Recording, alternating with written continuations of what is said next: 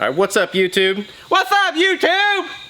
All right, today we are going to reveal the Jam Maker. We've been teasing about it for a while, talking about the new setup coming on the car, and Jeremy's been doing all kinds of cool fab work and TIG welding and awesomeness, and I even put a couple bolts in myself. And today we're going to show you what it looks like. So, without further ado, this is what we have. Turbos. So the car is not 100% complete yet. We have most of it assembled. This is kind of like in mock-up stage. We're working on laying out the wiring harness, how we're going to set everything up, and all the little final details. This car is going to be getting a Motec. Corbin's super happy about that, so we're going to have all the data now, all the control. We've got basically everything new on the car.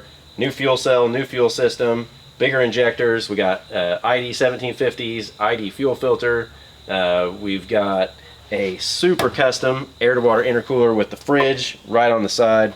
We've got turbos mounted off to the side, like old school, kind of like sequential style. I've never seen anybody do that. Obviously titanium everywhere. Zoner rotor providing the turbos. Awesome turbos. They got the gold wheels, 64mm turbos with they're the 69, right? 69 XRS or XR technology turbine wheels. We got tile sport. Wastegate control, blow-off valves, tile stainless steel housings, custom radiator setup, NPR racing engine on deck, fully ported heads, cams. Thanks to those guys, they really set me up on the motor. Blacked out everything except for the titanium and our sweet Wiggins style connectors. We got our Fab race catch can over there. Goals for this car are to go really fast. Still banging gears. It's still a stick shift car. Still has a synchro trans in it for now.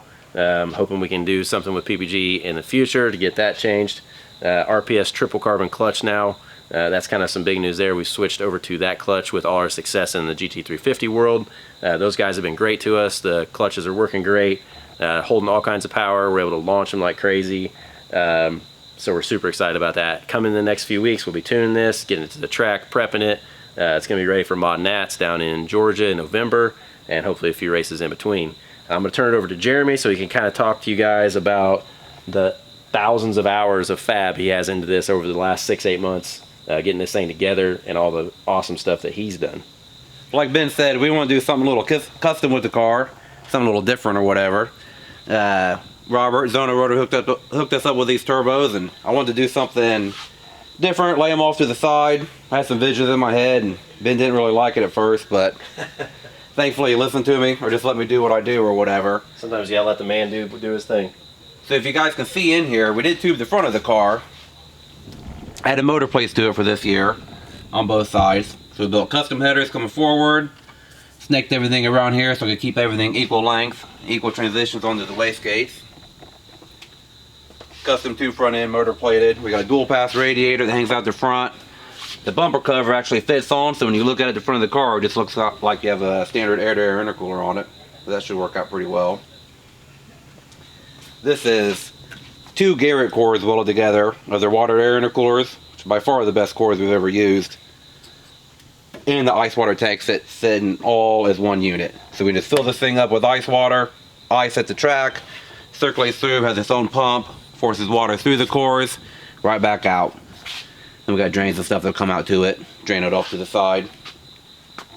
And obviously 47 days of titanium welding, probably a little bit more. Still gotta add a few O2 bunks to it and stuff.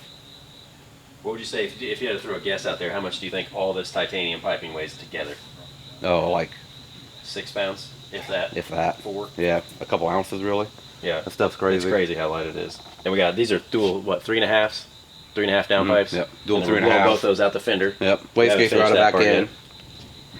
That part's coming up soon, but yeah, wastegates routed back in. Not that it matters back in, but we were just talking about wastegates on Facebook. My buddy Walker is arguing with me about power and stuff. Even on race cars, wastegates routed back in. Don't hurt nothing. Makes them cooler.